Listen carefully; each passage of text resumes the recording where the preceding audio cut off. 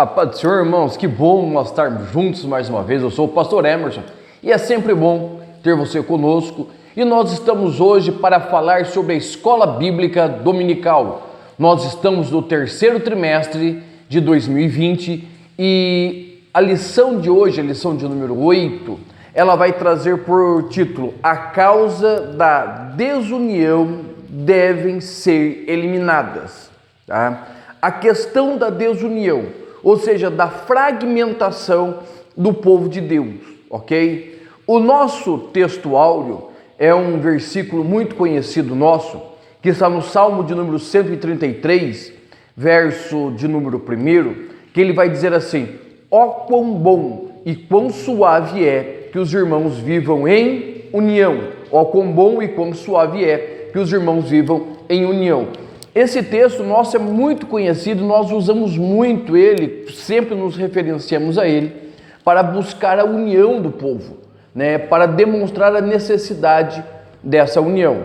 A verdade prática, que é um texto que nós vamos colocar em prática na nossa vida, seria o resumo da lição, ou algo que nós vamos vivenciar, ela vai dizer assim: a união é a força indispensável para a igreja, é um testemunho diante do mundo e um estímulo para o crescimento da obra de Deus. Vamos começar desde o princípio. Nós estamos trazendo o povo de Israel de volta para a sua terra. Eles estão deixando Babilônia, a Média, a Pérsia, e eles estão voltando para Jerusalém. Nesta volta, nós já vimos uma série de conflitos, problemas externos.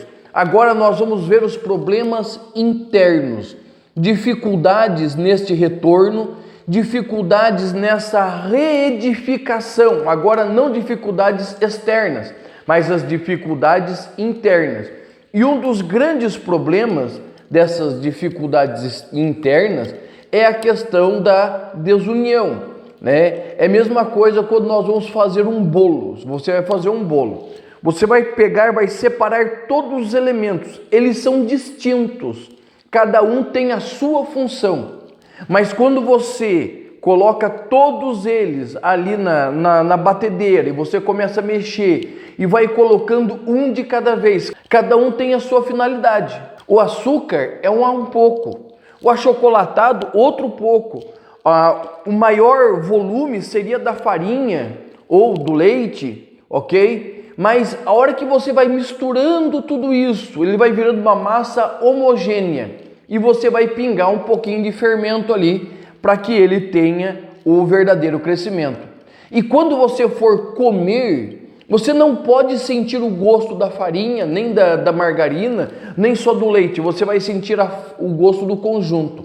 Cada um deles são distintos. União não quer dizer que tem de ser todos iguais, mas todos na sua diversidade, concorrendo para um bem comum, ok? Então essa é a questão da união. E essa união, o que ela fazia? É o nosso primeiro tópico, o tópico de número 1. A união caracterizava os judeus libertos do cativeiro, tá? Esta união era primeiro o quê? A união étnica.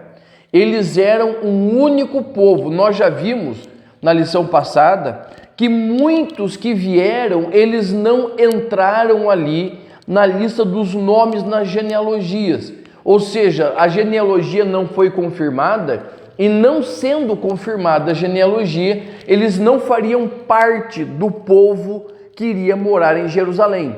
Tá? O segundo ponto era que todos eles receberam ali, né, naquele momento, quando Ciro foi despertado, quando Ciro teve esse despertamento de Deus, eles também foram despertados para estar voltando para Jerusalém, porque Ciro deixou bem à vontade, falou: quem quiser voltar, pode voltar. E esses que estavam ali, eles receberam esse despertamento para estarem ali reunidos. Então, é um único povo com um despertamento. Então, um único povo com um despertamento. Então, a ideia é que eles fossem juntos e realizassem uma grande obra. Mas como nós vamos ver, algumas questões fez com que eles se separassem mesmo estando no mesmo lugar. Houve uma desunião, um desagrupamento daquela obra que estava sendo realizada. A obra de Deus, ela é feita por um único povo e por um povo que recebeu um despertamento. Tá? Os judeus eram um único povo e eles receberam esse despertamento. A igreja é um único povo e ela também recebeu esse despertamento. Tá? Nós somos várias etnias diferentes dos judeus, né? Nós somos negros, pardos, brancos, nós somos baixo, alto, mas o que acontece? Tudo isso, a Bíblia vai dizer que, na carta de Paulo aos Efésios, que Deus derrubou todas essas barreiras para fazer de todos os povos um único povo que nós chamamos de igreja. Tá? E esse povo, por que eles se formam um povo? Eles se tornam um povo. Eles tiveram um despertamento. Tá? A Bíblia diz que todo aquele que crê, ou seja, recebeu de Deus, certo? A fé para crer. Porque muitos, às vezes, até estão na igreja, mas não receberam esse despertamento para crer em Jesus. E quando nós cremos em Jesus, o que nós fazemos? Nós queremos viver em união e queremos ter um único propósito. E isso, irmãos, era o que fazia a diferença ali naquele lugar. E esta união, ela precisa, de uma forma muito enfática, ser evidenciada dentro da igreja. Se nós formos lá para Gálatas capítulo 5, nós vamos ver que o amor, ele está ali ligado a esta obra. E o que é o amor? É o dar-se pelo próximo, é a questão de se doar. Então a questão ali, em primeiro ponto, eles precisavam se doar, tá? Por quê? Porque a igreja, ela é muito mais do que um templo, tá? Muito mais do que um templo. O templo, ele é um lugar de acomodar os tijolos da igreja. É aonde nós guardamos, colocamos, unimos, certo? As peças que vão formar a igreja. Porque a igreja sou eu, sim, eu oro em casa, leio a Bíblia, eu tenho a minha comunhão com Deus em casa. Mas nesse tempo de pandemia, nós temos evidenciado aí esse sentimento dessa necessidade de comunhão. Tá? A igreja, ela subsiste não só como a igreja individual, mas ela precisa desta união. Você está vendo aqui atrás de mim, tem uma parede, é uma parede de alvenaria. Tá? Agora o que você vê? Você vê uma única peça. Por quê? Porque ela está acabada. Agora, atrás dessa pintura, certo? Aqui tem pintura, tem massa fina, tem cal fino, tem reboco e tem tijolos. Tá? Os tijolos não aparecem, porque os tijolos são individuais, são blocos que se sustentam individualmente. Tá? Só que quando eles vão formar uma parede, quando eles estão ligados pelo vínculo da paz, tá? Que é a massa que está ali. Que paz é esta? É a paz que Cristo fez por nós. Então, os crentes, cada dia mais eles estão sentindo essa necessidade desta comunhão. Por quê? Porque a igreja traz esse sentimento de alegria, esse sentimento de paz, sentimento de conforto. Então é necessário que nós compreendamos que a união dentro da igreja, ela é primordial, porque ali existe apoio. Os crentes se apoiam mutuamente, né? De vez por outra nós temos irmãos que estão enfermos, às vezes as enfermidades são graves. E quando vem isso ao conhecimento da igreja, o que acontece? Acontece uma comoção em oração, um movimento de um auxiliando o outro para quê? Para que aquele que está enfermo seja suprido nas suas necessidades espirituais, oramos por eles, estamos em oração, nas suas necessidades físicas, tá? Às vezes precisa de alguma coisa, alimento e algumas outras provisões medicamentosas e a igreja fornece. E também a necessidade emocional de você encontrar alguém que diga assim, ó, eu tô do teu lado, viu? Ó, eu tô orando por você. Quando a minha esposa ficou doente, uma coisa que moveu muito o nosso coração foi que 2 irmãs, toda semana, elas iam lá em casa ajudar a Josiane limpando a casa. Você já imaginou o que é isso? A pessoa enferma, minha esposa, sempre cuidou bem da casa, já não podia fazer, eu com a minha menina e meu piá, nós íamos cuidando, mas uma vez por semana vinham 2 pessoas, 2 irmãs, que vinham nos dar esse apoio, né? Que vinha aqui nos auxiliar nesse momento de dificuldade. Então, é preciso que haja união da igreja, certo? Quando nós fazemos assim, nós estamos fazendo o quê? Nós estamos levando as cargas uns dos outros. E isso de levar as cargas uns dos outros é uma recomendação do apóstolo Paulo. Olha só o que ele vai dizer em Gálatas capítulo 5. Porque cada qual levará a sua própria carga. Existe carga que nós levamos sozinhos, tá? Mas também nós precisamos fazer o quê? Segundo a palavra de Deus, nós precisamos o quê? Suportar. Mas ele diz assim, ó, em Gálatas 6:2, levai também as cargas um dos outros, e assim cumprireis as leis de Cristo. Você vai carregar a sua carga? Vai. Nós temos os nossos fardos, as nossas necessidades, nós carregamos. Mas também a Bíblia vai deixar claro que nós precisamos compartilhar da necessidade do outro, do sofrimento do outro, carregando as cargas. Este carregar as cargas vai desde, no meu caso, ajudar na limpeza da casa, até como já aconteceu conosco e com outras pessoas, de precisarmos de um sustento financeiro, né? De um suporte emocional, porque tem momentos que nós sozinhos não conseguimos. E o que acontece? A igreja, ela se coloca debaixo, ela se coloca de uma forma de apoio. Também, quando minha esposa estava enferma, ela teve câncer de mama, e bem na época da festa do círculo de oração geral da nossa igreja, da igreja sede, né? Ela passou uns dias internadas e a minha esposa era uma das maestrinas do coral e ela não ia poder estar lá, né? E ela saiu bem na sexta-feira.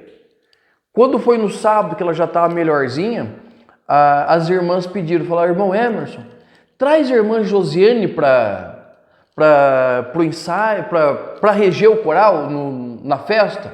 Conversei com ela, não queria muito, mas insisti e ela foi. Né? Nós já chegamos atrasados, até ela se ajeitar, e quando nós chegamos, o coral do círculo de oração, ele já estava cantando. E quando nós subimos assim, até dá vontade de chorar. Quando nós subimos, mais de 100 irmãs, minha esposa estava bem carequinha, só usando o lenço, mais de 100 irmãs adorando ao Senhor, com seus lenços na cabeça, em sinal de apoio, em sinal de carinho, né? E é isso que a igreja faz. A igreja traz força, a igreja ela traz amparo, a igreja ela traz sustentação em todos os aspectos da vida. É por isso que nesse período de pandemia, a igreja ela é tão importante, tá? Mas para isso precisa haver união. O segundo ponto da nossa lição vai dizer assim, a união entre os judeus estava ameaçada. E qual era esta ameaça? O que estava acontecendo? Estava tendo um problema de ordem social, uma injustiça social. A vida financeira naquele tempo estava bem conturbada, tá? As pessoas eles estavam passando muito necessidade, porque veja bem, eles vieram, certo, de um período de cativeiro, tá? Eles vieram período de penúria, e o povo que estava ali em Jerusalém foi um povo que estava já passando fome. Os que vieram do cativeiro, eles vieram com alguns recursos a mais, mas mesmo assim era difícil. E o que começou a acontecer? Os pobres começaram a ficar miseráveis, e para não perder de vez as suas posses, eles começaram a vender aos mais ricos, tá? Então, primeiro eles venderam o seu gado, venderam as suas posses, né, as suas terras, e por fim eles estavam o quê? Eles estavam se vendendo, tá? Eles estavam se vendendo, eles estavam vendendo seus filhos, vendendo as suas filhas. Neemias capítulo 1 vai dizer assim, capítulo 5, versículo 1, foi grande o clamor do povo e das suas mulheres contra os judeus, seus irmãos. Por quê? Porque começou assim, venderam todos os gados, venderam as suas terras, os homens começaram a se vender para pagar as dívidas, de repente as mulheres e as crianças também estavam. Ou seja, os ricos estavam ficando mais ricos e os pobres cada vez mais miseráveis. Então estava tendo uma grande diferença social.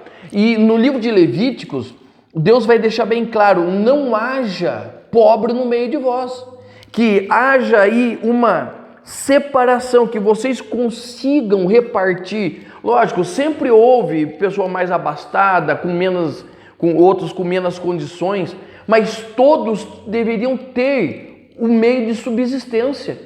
Não deveria haver escravidão no meio dos judeus. Eles não deveriam escravizar os seus irmãos, tá? E é isso que o Senhor vai deixar bem claro, Levíticos 23, 33, que vos tirei da terra do Egito, para vos ser por Deus, eu sou o Senhor. Ele tirou da terra de escravidão, para que não houvesse mais escravo. Até mesmo o pobre, havia as leis a respeito das rebarbas da colheita, que você não podia colher todo o trigo, os rabiscos da terra, ou seja, aquilo que ficasse para trás você não podia catar. Ia fazer a colheita de uva, os cachos que ficassem para trás não podia colher, os cantos você tinha que deixar. Vá lá no livro de Ruth, você vai compreender bem. Boaz era um homem que ele compreendia muito bem esta questão de atender às solicitudes dos pobres. Outra coisa, o Senhor, ele não diz que é proibido emprestar dinheiro, mas não pode emprestar com usura, tá? Eu particularmente já precisei emprestar dinheiro a juro, e eu vou falar para você, é um negócio muito difícil. Por quê? Porque existem pessoas que têm serenidade, sabe que se você está precisando é por um motivo justo, é um motivo pontual. Mas eu conheço pessoas que já emprestaram dinheiro a 12, 15, até 20%. Irmãos, é impagável isso. E era o que acontecia. Além de cobrar um juros, que nós vamos ver aqui, na média de 12%, todo mês era necessário pagar tinha um outro acréscimo de um centésimo. Ou seja, todo mês a dívida só ia aumentando, ou seja, se tornava impagável. O que o Senhor diz?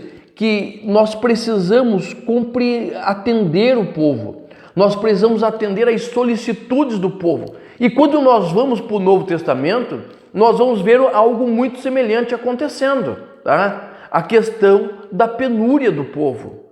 A Bíblia vai nos levar para Atos capítulo 6, e nós vamos ver que está havendo uma grande discussão no meio da igreja. Por quê? Porque existe lá as viúvas, as pessoas pobres, que não estão sendo atendidas pela igreja, mas elas estão recebendo menos do que precisava.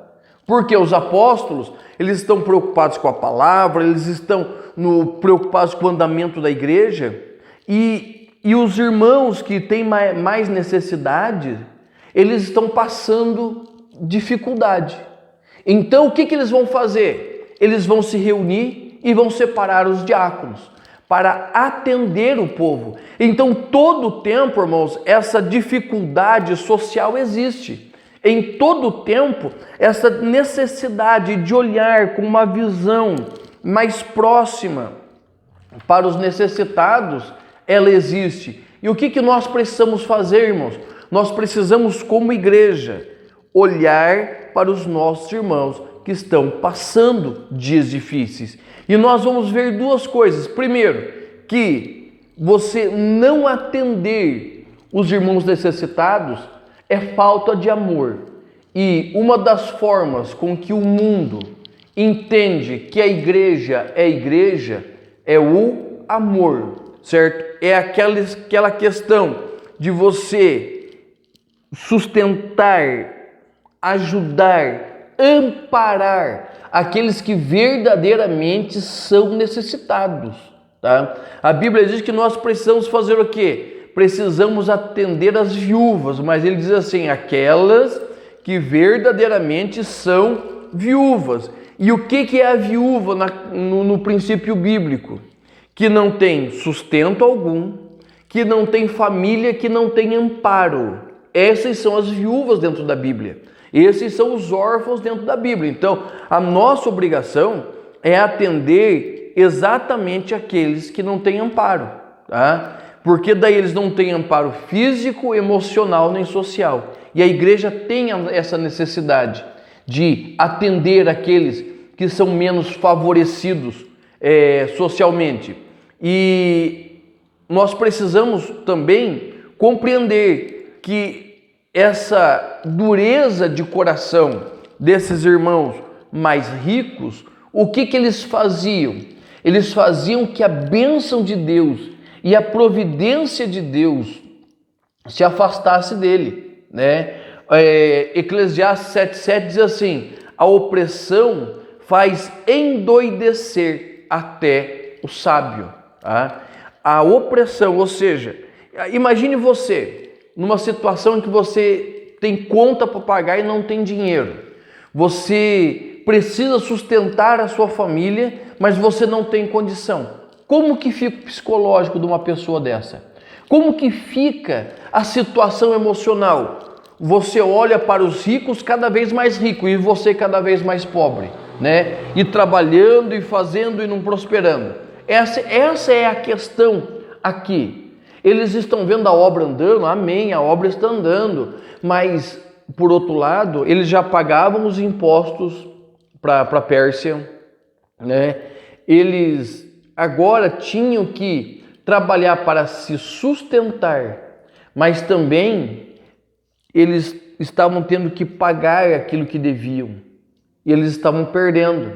Lembra aquela viúva do azeite? Os credores bateram na porta dela e ia levar os filhos. Tá? Eliseu, o homem de Deus, compreendeu isso. E quando nós olhamos para esse texto, nós vemos exatamente isso, irmãos, que o Senhor Deus, Ele tem prazer de nos sustentar, de nos ajudar, quando nós somos fiéis, nos momentos das nossas necessidades. Então, coloque isso na sua aula, a importância da igreja, fazer o seu papel social, certo? De atender os pobres e os necessitados. E o nosso terceiro ponto vai dizer assim, Neemias solucionou o problema. Nós precisamos, irmãos, parar de empurrar as coisas com a barriga. Tem horas que você precisa sentar e resolver o problema que está diante de você, tá? E o que Neemias fez? A primeira atitude de Neemias foi chamar todo mundo, certo? Chamar as pessoas, as partes interessadas e colocar diante deles a situação, tá? E falar, ó, o negócio está desse jeito, nós precisamos reverter, nós precisamos entrar em conciliação. Porque o grande problema nosso, às vezes, é que nós não gostamos de resolver conflitos. Por quê? Porque para você fazer uma reforma, a primeira coisa que você precisa fazer é quebrar aquilo que não está funcionando. Você precisa quebrar, você precisa por abaixo aquilo que está trazendo contenda. E Neemias, ele vai ficar preocupado, ele vai ficar nervoso, ele vai parar, vai pensar, o que eu vou fazer? E a solução foi essa. Primeiro, traz todo mundo para cá. Ok, trouxe. E agora, qual é a proposta? A proposta é a seguinte: restituir-lhe-emos e nada procuraremos deles, faremos assim como dizes. Ou seja, vamos pegar, vamos devolver o que é deles, vamos voltar essa normalidade que a palavra de Deus nos chama para atendermos uns aos outros. Tá? Porque, irmãos, é a desigualdade social, e nós vemos isso muito clara no Brasil, ela traz prejuízos imensos para a sociedade. Nós nunca vamos conseguir viver um socialismo, e isso nem faz parte da nossa ideia, mas é preciso que haja uma distribuição melhor de renda, de assistência. Tá? Você tem seu trabalho, ganha o seu alto salário, parabéns, você fez por merecer, creio eu que você fez por merecer. Então o que você faz? Tira uma parte da sua renda, certo? Acha um programa social, a maioria das nossas igrejas tem associações, tem programas sociais, é uma forma de nós estarmos auxiliando, fazermos mais. É o que Jesus fez. Quando Jesus estava ali no monte pregando seu sermão de tarde, ele despediu o povo. Ok. Só que o povo estava com fome. Ele falou para os discípulos, dá a eles de comer. Ele falou, nós não temos. A preocupação de Jesus era que o povo fosse morrendo pelo caminho de fome. E o que ele fez? Ele multiplicou o pão, certo? Ele multiplicou a bênção na vida daqueles que estavam com ele. E a Bíblia vai dizer que foi tão grande a bênção, que sobraram numa multiplicação 12 cestos, na outra 7 cestos. Numa multiplicação, o piá tinha pães e peixes, o suficiente para ele. E eu tenho certeza, imagino eu, que ele saiu com uma cestada para ele, todo mundo comeu. Isso, irmãos, é a questão de nós trabalharmos numa visão dessa assistência social. A igreja precisa compreender que nós precisamos atender os nossos necessitados dentro da igreja e também da nossa comunidade. O grande problema, a grande dificuldade aqui era esta: aqueles que tinham, eles não queriam repartir.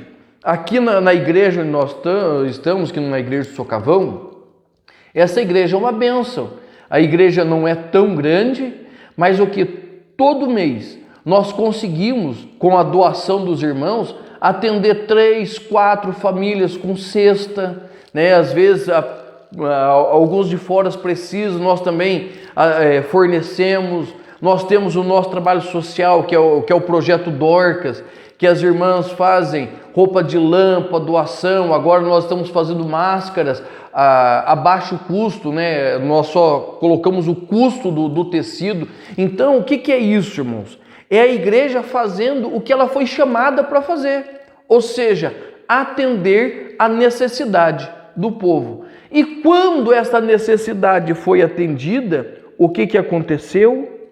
A paz voltou entre a nação de Israel, entre os judeus que estavam ali em Jerusalém. Tá? Quando nós voltando para a questão de Atos, havia uma grande discordância entre os judeus e os gregos e a igreja por causa da assistência dos pobres. Tá? Quando a igreja voltou a ser igreja e voltou a atender as necessidades dos pobres, o que aconteceu? Quando os diáconos foram implementados para atender a necessidade do povo, a Bíblia vai dizer que cessou a murmuração, que cessou o queixume do povo, que acabou a falação contra a igreja e a igreja voltou a crescer. Ou seja, quando surge um problema, nós como líderes, nós precisamos resolver. Nós precisamos resolver. A igreja ela precisa ver a solução dos problemas, principalmente os problemas de relacionamento dentro da igreja. E nós sabemos que tem bastante. Certo? Não é porque nós somos igreja que deixamos de ser humano e nós não vamos ter problemas de relacionamento. Tá? Mas é preciso ser tratado, mas tratado com carinho. Tá? A liderança ela não pode ir empurrando com a barriga os problemas. Você tem que sentar, precisa resolver? Tem que sentar e resolver. Precisa fazer? Tem que sentar e fazer. Tem hora que é doído, tem hora que é triste, mas os problemas precisam ser resolvidos. Tá? E foi isso o diferencial ali da igreja. Os apóstolos sentaram e viram o problema e resolveram. Esse foi o diferencial de Neemias. Ele viu o problema. Foi dura a decisão, foi difícil, mas sentou e resolveu. Atos capítulo 15, o concílio de Jerusalém. Estava tendo discordância teológica, doutrinária dentro da igreja. Né? E o que aconteceu? Reuniu-se os presbíteros, reuniu-se os apóstolos, reuniu-se a liderança da igreja. E eles resolveram o problema. Imagine se eles não tivessem resolvido. Nós teríamos o quê? Um grande cisma. E talvez nós nem tivéssemos igreja. Por quê? Porque teria se esfarelado logo no começo. Mas quando existe solução, entendimento, quando existem pessoas que estão desejosas de um verdadeiro crescimento, eles vão fazer o quê? Eles vão parar e resolver. Então, nós precisamos, irmãos, tirar essa doença chamada desunião. Cada um tem o seu pensamento, tem a sua forma de ver. Muitas vezes, nós que estamos na liderança, vemos de um jeito, os irmãos veem de outro. E o que nós precisamos fazer? Nós precisamos sentar e tentar conciliar. É difícil? É difícil, né? Porque às vezes as pessoas são impetuosas na sua forma de pensar. Mas debaixo de oração, debaixo de entendimento, nós vamos resolvendo os dilemas dentro da igreja. Tá? E quando nós resolvemos esses dilemas, o que nós estamos fazendo? Nós estamos trazendo Cristo para o meio da igreja. Hoje nós precisamos resolver o quê? Com oração. Nós precisamos resolver com busca na presença do Senhor. Por quê? Porque Ele nos ajuda a ter entendimento, a ter orientação. E finalmente, nós devemos cultivar isso dentro da igreja. Por quê? Porque isso torna testemunho. Certo? Uma igreja que vive em paz. O grande problema do mundo hoje é a falta de paz. O grande problema do mundo são conflitos e contendas dentro de família, empresa, dentro do convívio social. E o que a igreja traz? O que a igreja faz? Ela faz a diferença no meio do povo. Tá? O grande diferencial da igreja é que mesmo havendo esta multiforma de pensamento, existe um único objetivo, que é crescer na presença do Senhor. Mesmo havendo divergências, e há divergências, tá? Porque nós não somos obrigados a pensar como máquinas, mas mesmo havendo divergências, precisa haver conciliação. E quando há conciliação, nós conseguimos ver a boa e poderosa mão de Deus agindo. E nós voltamos ao princípio desse tópico. A paz voltou a reinar entre os judeus. Quer paz na sua família? Soluciona os conflitos, senta, conversa. Quer paz na igreja? Soluciona os conflitos, senta, conversa. Quer paz no serviço? Muitas vezes é difícil o sentar, conversar. Mas quando nós fazemos isto, nós estamos dando um passo para a união. E a Bíblia vai dizer, onde estiver 2 ou 3 reunidos no meu nome, eu estou no meio dele. Você quer Deus no meio da tua família? Você quer Deus no teu serviço? Você quer Jesus no meio da igreja? Simplesmente senta, conversa, simplesmente age em favor da sua igreja, age em favor dos seus, e você vai ver a grande obra que o Senhor irá realizar. Deus te abençoe nesse propósito. Nós estamos encerrando a lição de hoje, tá? Se você ainda não é inscrito no canal, se inscreva. Se você ainda não faz parte do nosso grupo de teologia, Teologia Sistemática Fácil, entra aqui no link aqui da descrição e vai ser uma grande bênção para a tua vida e para a nossa também, ok? Deus te abençoe em nome de Jesus.